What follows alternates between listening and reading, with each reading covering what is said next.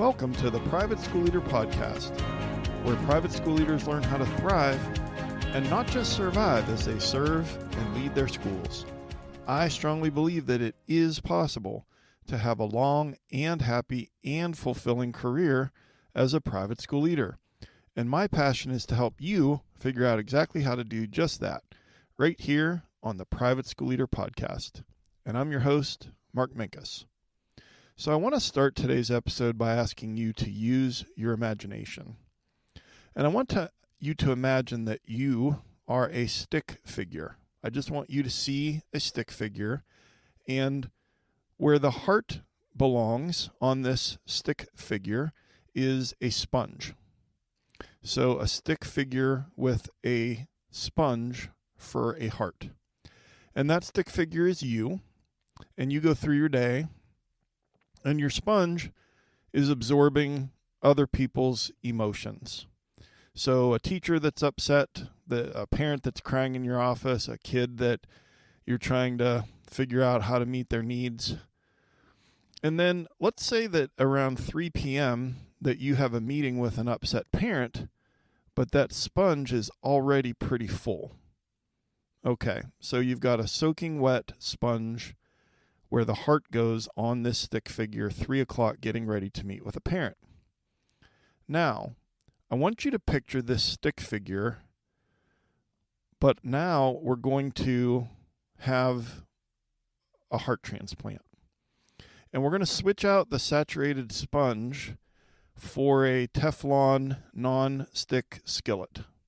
So now you're imagining this stick figure, and it is a skillet where the heart belongs.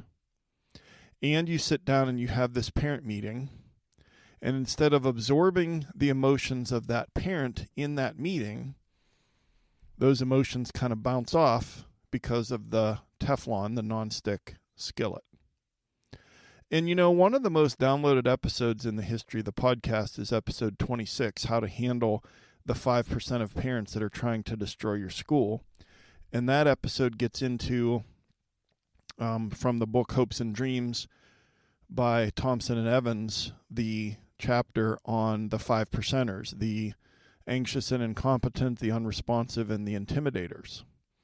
And in that book, Thompson and Evans talk about how they, in their vast experience, see that about 5% of the parents just cause most of the problems, and the 5%ers really can't be reasoned with. And so episode 26 is all about how to handle them.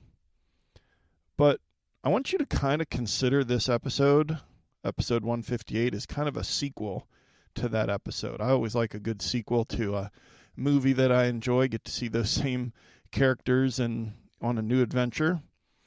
But this episode is about how to handle what's going on the inside when you're having a meeting with one of those 5%ers, one of those really outlier parents that are upset. So in today's episode of the Private School Leader Podcast, I'm going to teach you how to handle problem parents by being more Teflon Skillet and less saturated sponge. And since we're talking about problem parents, I want to give you a free gift to help you with that. And this is called the 7 Steps to Having Successful Meetings with Upset Parents. And this is an 11-page PDF that gives you a step-by-step plan to have better meetings with the parents at your school. All the parents. This guide isn't just for those 5%ers, because let's face it, every once in a while, of the 95%, those parents get upset sometimes too. But I really believe that every good coach has a game plan and every good teacher has a lesson plan, but that too many private school leaders don't have a plan when they sit down to meet with an upset parent, and then the meeting just kind of happens and it goes kind of the way the parent wants it to go. Well, now you have a plan, and you can grab this at theprivateschoolleader.com/meeting. Again, that's the 7 steps to having successful meetings with upset parents. theprivateschoolleader.com/meeting. I want you to have a plan. And then another quick reminder is, again, we're talking about parents, and I've been mentioning that if you're listening to this in real time, mid to late October, that, when I was at school leading, that it seemed like that fall PD day always snuck up on me. And you, of course, want to have meaningful PD for all of your teachers. And it's really hard to find that, and it's also difficult when you have maybe pre-K through 12th grade teachers in the same room. How do you find something that's relevant for all of them? Well, I've got you covered because Parent Academy has 2 plug-and-play PDs. They're 45-minute webinars. Your teachers would have a printable notebook with guided notes and then discussion questions. And it's not just that it can check a box for you in a significant way that will actually make a difference on your fall teacher PD day, but in Parent Academy, the first 4 modules are for you. And some of the stuff that I'm talking about today, really the best strategies, the best tactics for working with parents are in the first 4 modules for you as the leader. And so you can go to theprivateschoolleader.com/Parent Academy to check that out. Again, Parent Academy, I'd love for you to go to theprivateschoolleader.com/Parent Academy because I really believe those 4 modules are going to make a huge difference for you, and that those plug-and-play webinars are going to make a huge difference for your teachers, and that's certainly been the case for probably about 24 schools now that have used that as part of their PD days. All right, so we're talking about how to become more Teflon Skillet and less saturated sponge when it comes to absorbing or deflecting the emotions of an upset parent during a meeting. And I want to break this down into a couple of parts. So I'm going to just briefly talk about the emotional price tag of this and then give you the framework. I've kind of already given you a preview of it, but just quickly give you the framework. The reasons why you need to be more Teflon Skillet, and then I'll give you some strategies to make this better. And all of that is, stick around for those strategies because there's also a couple of resources in there for you that will help you to make this better. Okay, so first of all, I want to talk for a minute about the emotional price tag. So, I want you to pretend you're shopping at Target. You see something that you like. It's pretty cool. And you pick it up. And then you take a step back and you look at what the price is. Because usually, most stores nowadays, they have the price isn't on the item. The price is on the shelf. And you look at the price, and in that moment, you make a decision. Is the price too high? Or is this reasonable? Or is it a little bit of a stretch, but I really want it? If we could go into Target and everything was free, we'd get all kinds of things. Our carts would be full, and we'd have multiple carts. But you have to make a decision. There are certain things like toothpaste and toilet paper and, bottled water, whatever that, are the necessities that you need at your home. But I'm talking about the things that you want, not the things that you need. And sometimes the price is too high and you just put it back down on the shelf. But here's the thing. We never, ever do that at school. We don't do that in our private schools. A parent storms into your office because afternoon carpool, there was some dismissal confusion, let's call it. And if you don't fix this today, I'm pulling both of my kids out of the school. And then on the inside immediately, and it's probably happening to you now as you're listening, and you're not even in that situation, but it happens to me too. My breathing starts to increase, my pulse starts to increase, my skin temperature starts to increase. It's because my fight or flight response is activated. And then, how about when you open your email inbox and you can already tell from the subject line, you can see who it's from, and you can see that there's some capital letters and maybe an exclamation point or two on the subject line, and you're like, here we go. And, it could be a voicemail that you listen to multiple times. What's the price tag on that? In the short term, if it's me, I'm stressed out, I'm irritable, I'm going to be short-tempered with my wife and with my daughters. I'm going to be less present at dinner because I'm going to be distracted. I'm not, that's the short term. But what about the long term of your brain marinating in cortisol and adrenaline and all the things that come from that? Here's the thing. You're not weak for feeling emotions or feeling resentful or feeling bitter that you have to deal with this stuff because you're a human being. But what we can do is that we can start to think about, what am I responsible for carrying around and how long do I have to carry it? Let me say that again. What we can do is decide, what am I responsible for carrying around and how long do I have to carry it? Because some of us, and this was me for years, I just think, oh, well, that's the job. Deal with the crazy parents. That's part of the job. And it is. But I just hope that today's episode gives you a little bit of a mindset shift about how much of that you have to internalize. Because I really believe that one of our biggest strengths as private school leaders is also one of our biggest weaknesses, because you are very likely high in emotional intelligence, high empathy. You're kind of a sponge and absorb other people's emotions. But here's what I want you to remember. A Teflon skillet never stops working. You know, you rinse it out. It's a nonstick pan, and it's going to be a nonstick pan for years and years and years. But a sponge, when a sponge gets full of water, it's no good to you. It's of no use. So we are going to, again, be more Teflon skillet and less saturated sponge. So I touched on this at the top of the episode. I asked you to think of a stick figure that had a heart, that you did a heart transplant. The first stick figure that I asked you to imagine had a sponge where the heart should go. And then you're going through your day and that sponge is becoming more and more full. And then you sit down to meet with a parent. And then I'm asking you to imagine doing a heart transplant where now there's a Teflon skillet where the heart should be. Because when you're a saturated sponge, you soak it all up. The angry words, the criticism, the threat that they're going to pull their kids out. And then I would replay it again and again. How many times have you replayed a conversation with a parent in your head? And then I attach blame to that, and it's my fault. I didn't handle that meeting very well. And then it's like I'm putting all of that. I might as well just be putting all of that into like a briefcase or a backpack full of rocks, and then I'm just carrying that home with me.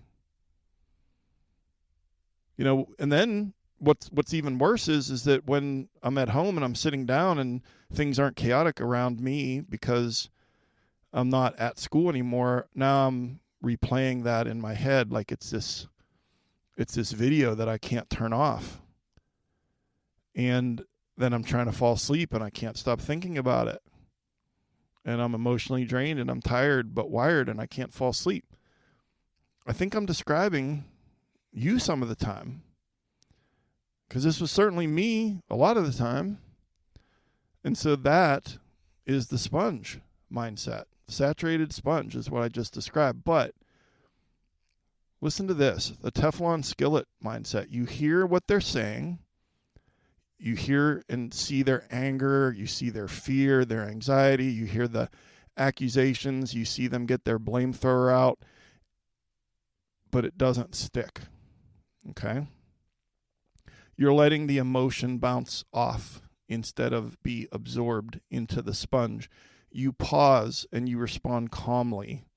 You ask a clarifying question. You keep the focus forward, the focus on the student. You're not rehashing he said, she said of all of the things that led to this. You're focusing forward on the student. You're focusing on one or two key strategies. This is what we're going to try, and then we're going to check back in. And you're maintaining your boundaries as far as like what's acceptable behavior coming from their mouth, right? You're maintaining your composure, pausing and responding. That's the Teflon skillet mindset. And right now you're like, okay, that's easy to say and hard to do. And you're right, it is. But I'm going to teach you how to do it. Okay, and just before I do that, though, one more thing, and that is I want to give you 4 reasons why we must be more Teflon skillet. And I have must capitalized in my notes here. 4 reasons why we must be more Teflon skillet. Number 1, decision clarity. So when I am a saturated sponge and I've absorbed all the emotions throughout the day and I'm having a meeting with a parent and I'm emotionally overloaded, my decisions are going to be based on emotion. Sometimes my decisions are going to be based on how can I end this meeting as quickly as possible. My decisions are going to sometimes not be based on my values or ethics or the handbook or what we've already said we're going to do as a school, but it's just situationally, I want to get out of this situation. And so I would give in and I would say, I'd agree with them and I'd say, okay, I'll change the kid's class, put them in the math class that the kid didn't qualify for or whatever. I regret those decisions. I said this is decision clarity. Emotion clouds our judgment. Stress, cortisol, and adrenaline clouds our decision making. You know, I can't find the research, but I read once that somehow they did research where they had someone who was sleep deprived, someone who was legally impaired with alcohol, and then a third person who, whatever they did to this person to get their stress levels up. Okay. And they put them into driving simulators. So we've got a person that's legally drunk, a person that's sleep deprived, and a person that's got a bunch of cortisol in their brain. The stressed out person performed the worst among all three of those. So if our judgment is impaired,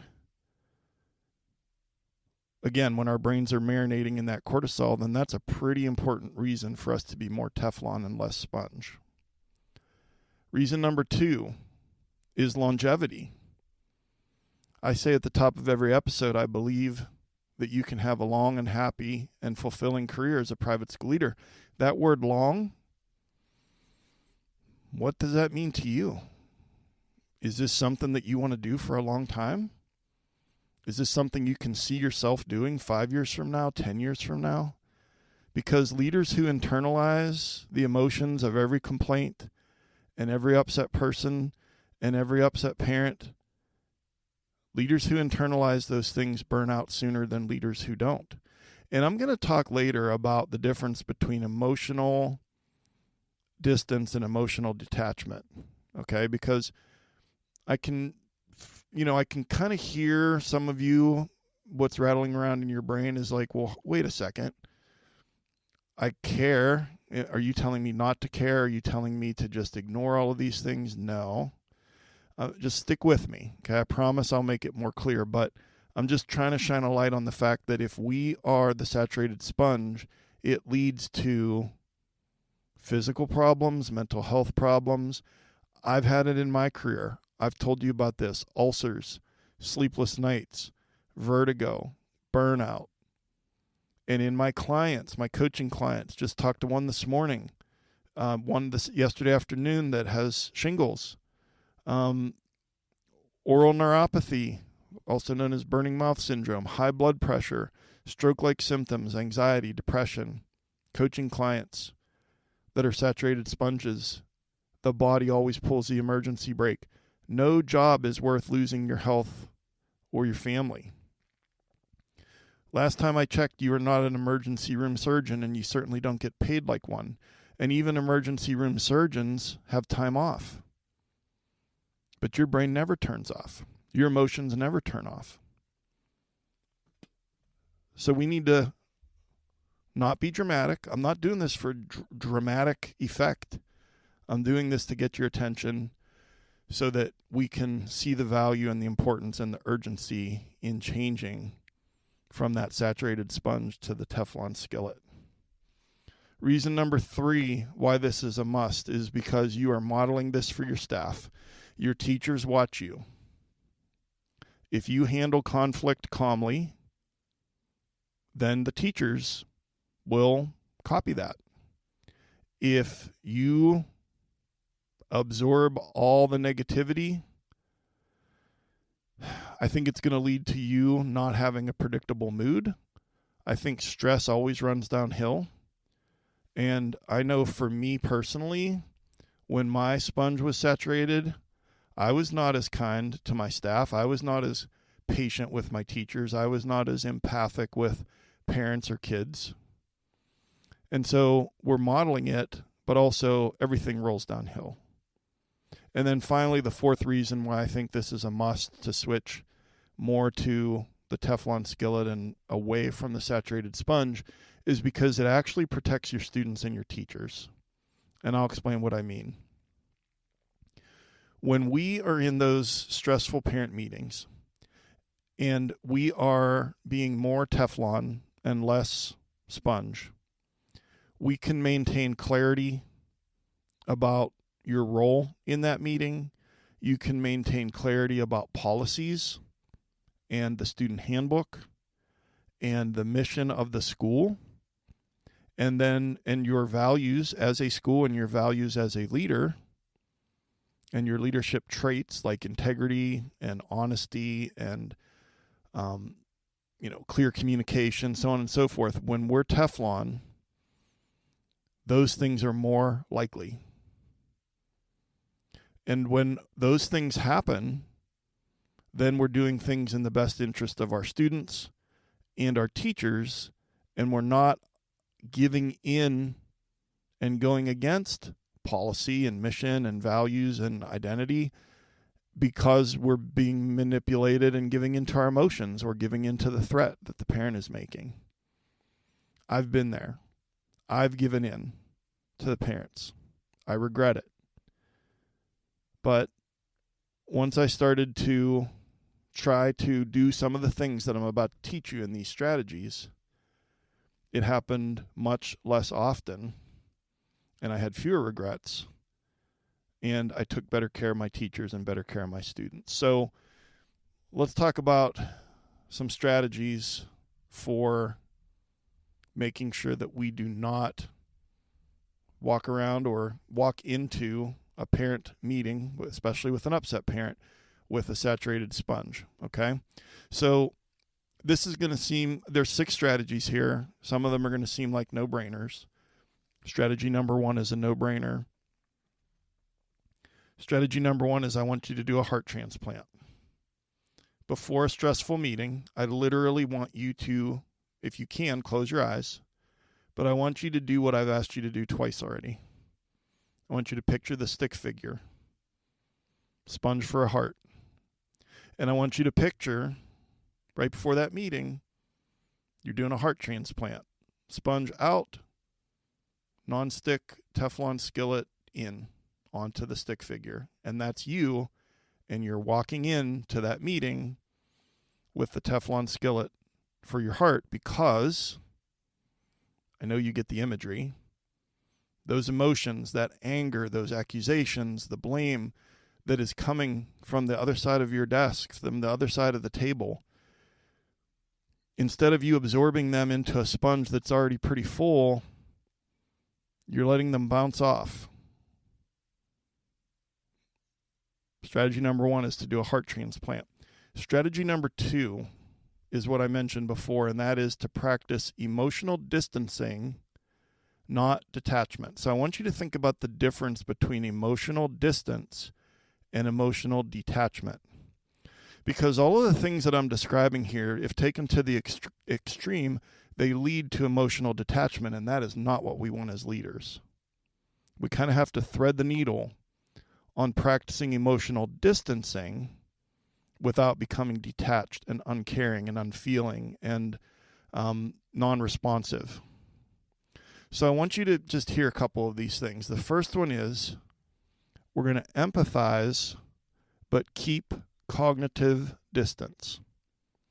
So we can show empathy but keep a cognitive distance. We need to engage our brains, not just our emotions, in these meetings. And that's why I know I'm going to mention it again before the end of the episode, but the 7 steps to having a successful meeting with an upset parent, that's going to help you with these things that I'm talking about as far as the keeping a cognitive distance and not letting your emotions get the best of you and those things. So we'll come back to that in a moment. But Another thing that we want to do when we're practicing emotional distancing but not emotional detachment is understand the emotion, but recognize that you are not the container for that emotion.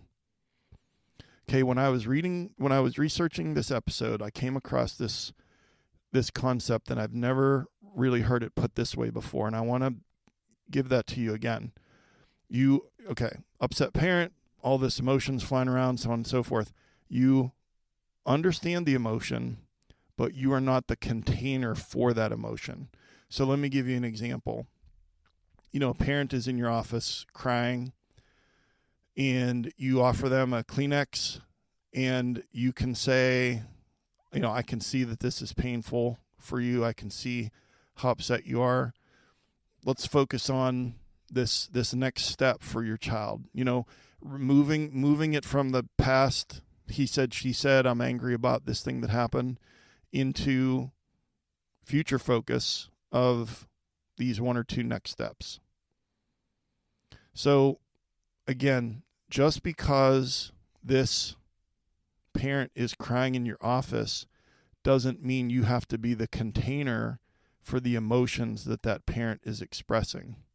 I think too often as private school leaders, we become the container. And a sponge is kind of like a container, right? It holds all that water. But we want to maintain that distance so that we can still care without absorbing it. We can still show that care and that empathy. We can validate their feelings. We can acknowledge their concerns. We can say, first of all, that sounds really difficult, and all the things that we've talked about before on the podcast. But we're going to maintain emotional distance, but not let it drift into emotional detachment. Okay, strategy number 3 then is to build a Teflon network. Okay, well, how are you going to build a Teflon network? Let me tell you what I mean by that, first of all. I think that you're taking too many meetings with parents, period, okay? And I want you to start making sure that every parent meeting that escalated to you should be escalating to you. Because some of the parent meetings that are escalating to you that you're sitting down and having, they didn't talk to the teacher, or the teacher is asking you to meet with the parent because they don't want to meet with the parent. Many teachers just want you to handle it because you're so good at that. You're so good at parent meetings. That's also coded language for, I don't want to do it. I want you to do it. And you probably have a handbook that says somewhere, as far as like a procedure for complaints, is that they need to talk to the teacher first. They need to talk to the coach first. They need to talk to the director of the spring musical first. But what's the reality of that when you look at your calendar or you think about the school year so far? Are the parents going to that person first and you're the escalation officer? It's sort of like, let's imagine that it's like T-Mobile call center and it's a customer service center for T-Mobile. There's going to be a bunch of people on phones. They're going to be responding to people's phone doesn't work, or this network, or they can't, whatever, okay? But there's going to be 1 or 2 people at that call center that are escalation officers. And whenever the main, let's say there's 50 people out on the floor taking the calls, every once in a while a phone call is going to be like, they're going to be like, I want to talk to a supervisor. Okay. Then it goes to that person. They've tried to handle it first at the level of the customer service representative, but then there's an escalation officer. I wonder if you're the escalation officer at your school, or if you're like the first line of defense. So I just think that we need to, first of all, assess if all the meetings that we're having with parents have logically escalated to us, or if we're doing them because other people don't want to. And, here's the thing, like if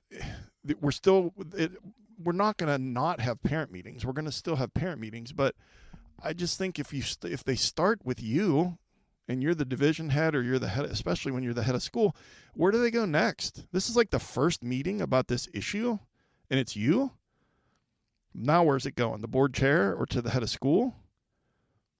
Most things, in my experience, 33-year career leading teachers, I'd say close to 80 to 85% of parent complaints were resolved at the teacher level, or at least they tried a couple of things, gave it a little bit of time, and if that didn't work, then it escalated. I think there are far too many things that are escalating, and that part of the teacher's job is for them to do what the handbook says, and part of our job as the leader is to actually follow that as well. And I know that you might think, well, the horse is already out of the barn. I'm taking all these meetings, so on and so forth. The first step is recognition. The first step is becoming a curious observer of how you're interacting with these meetings and how many you're taking and why, and did they escalate, or is this just the first line of defense? And then to start thinking about it from that standpoint, and then that's the first step in trying to make it better, okay? So I'll get off my soapbox about that. I got all fired up. But the second part of this, as far as building a Teflon network, is to require proactive communication from your teachers. So I'm going to include episode 39 in the show notes at theprivateschoolleader.com/episode 158. And it's called Make Sure Your Teachers Fill the Narrative Void Before Your Parents Do. And so proactive communication from your teachers, parents who don't know what's going on, parents who it's radio silence or crickets from school, they are much more likely to come in hot when something happens. But when there's proactive communication coming from the teachers and the parent knows what's going on at school, and the teacher has reached out when behavior or academic issue starts to bubble up, instead of getting a big surprise at parent-teacher conference or on the report card, you know what happens after a parent gets a surprise at parent-teacher conference or on a report card. You're involved. Proactive communication is helping to build this Teflon network. And so, some of that requires us training our teachers a little bit and having expectations surrounding communication, and maybe giving them a little bit of a script as to what to say when, a parent is really pushing for something. But I just think that the first thing out of the teacher's mouth should not be always 100% of the time, well, you're going to need to talk to, fill in the blank, and it's your name. Okay? So I'm not bashing your teachers. I don't know your teachers. I'm just saying that I think that most educators are conflict avoidant with other adults, and that's one of the reasons that they got into education in the first place. And when there's a high percentage of conflict avoidant adults working in your building, they're going to avoid conflict and try to hand it to you. But if you have language in your handbook that says that there's a step before you, then you, as the leader, need to make sure that that step before you is happening. Okay, strategy number 4, create a post-meeting routine. So what I'm trying to get at here with this one is, don't let the next meeting inherit the emotion of the previous meeting. And so I like to golf occasionally, like very occasionally, and I'm also bad at golf. And one of the reasons that I'm not very good at golf is because you're supposed to have a short memory when you're a golfer. Like, you hit a bad shot, and then you're supposed to be able to push that out of your mind and then hit a good shot. Okay? Well, what I do is I hit a bad shot, and then I get all frustrated about hitting that bad shot, and I'm thinking about the last shot that I hit, and then I hit another bad shot. And then now I'm mad about the 2 bad shots that I hit, and so on and so forth. Okay. Well, if we're all stressed out from that meeting that we left, what can we do to not take all of that stress and anxiety and emotion into the next meeting? Well, we need to reset, and we need to do it quickly. So I'll give you a couple of suggestions. For me, it was a combination of a couple of things. Breathing, deep breathing, and I would do the 5, 4, 3, 2, 1, a big breath in, and, you start 5 things that I see, see that thing, breathe in, breathe out on a 3 count. The second thing that I see the doorknob, breathe in, breathe out. The third thing I see the clock. And then I would do close my eyes, 4 things that I hear, 3 things that I feel. I feel my butt on the chair. I feel my knee is a little sore. 3 things that you feel, 2 things that you smell, and 1 thing that you taste. And box breathing with, I'll link that in the show notes, but that has worked for me, and it takes a little less than 2 minutes to do that. Another thing that I would do is just take a quick lap. And what I mean by a lap is my office was on the 3rd floor, and so maybe I walk down the 3rd floor hallway, go down the stairs to the 2nd floor, come back the 2nd floor hallway, come back up to my office. Just get my body moving a little bit. That would take maybe 2 minutes to do that. Even better if you can walk outside real quick and get some fresh air and come back. So one reset is the breathing and the moving your body. But another is shifting the locus of control from your amygdala to your prefrontal cortex. So when you're all stressed out, the locus of control in your brain is in your amygdala, and that's where we talk about amygdala hijack. But if you can shift the locus of control in your brain to your prefrontal cortex, then all of those stress responses immediately go down. And so one of the things that has helped several people that I know in my personal life and also coaching clients is to start doing like multiplication tables. Because when you start to do some math, so let's say that you're going for that quick 2-minute walk and you're doing some math in your head, mental math, you can't, the locus of control cannot stay in the amygdala when you're doing mental math. It's going to throw the locus of control to the front of the brain, to the prefrontal cortex, and there will be a change in your body. And that sounds crazy, but try it. Try it. People that are having a panic attack, therapists, the two of the go-to things that I hear often are run cold water on your hands or on your face, kind of shocks the system, and also do something that shifts the locus of control, like multiplication tables. So you just need that psychological reset before you go on to the next thing.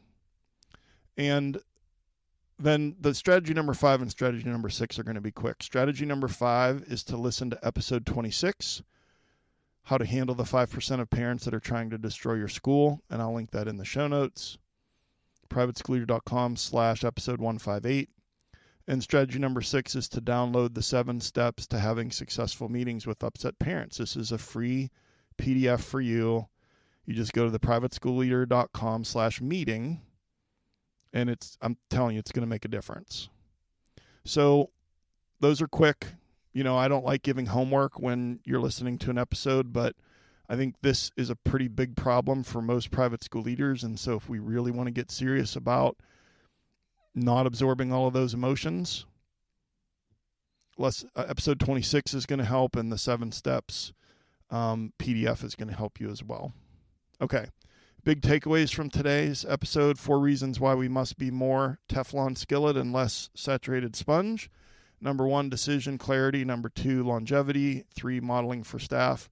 And 4, protects students and teachers. And then 6 strategies to be more Teflon Skillet and less saturated sponge when dealing with upset parents. Number 1, do a heart transplant. We're transplanting that sponge for that skillet. Strategy number 2 is practice emotional distancing, not emotional detachment. Number 3, build a Teflon network. Number 4, create a post-meeting routine. Number 5, listen to episode 26. And strategy number 6 is to download the 7 steps to having successful meetings with upset parents, privateschoolleader.com/meeting. And your call to action is to do one of those things. Either listen to episode 26 or download that PDF and put it into practice. So just a quick reminder about Parent Academy, your Fall Teacher PD Day, the first 4 modules being advanced strategies for you. Check that out at privateschoolleader.com/Parent Academy. And then finally, just if you would share this podcast with another leader in your life or a rising leader at your school, I'd really appreciate it. And I've been your host, Mark Minkus. I just want to say I appreciate you and all your hard work at your school. And thank you so much for taking some of your precious time to join me here today. And I'll see you next time right here on the Private School Leader Podcast. And until then, always remember to serve first, lead second, and make a difference.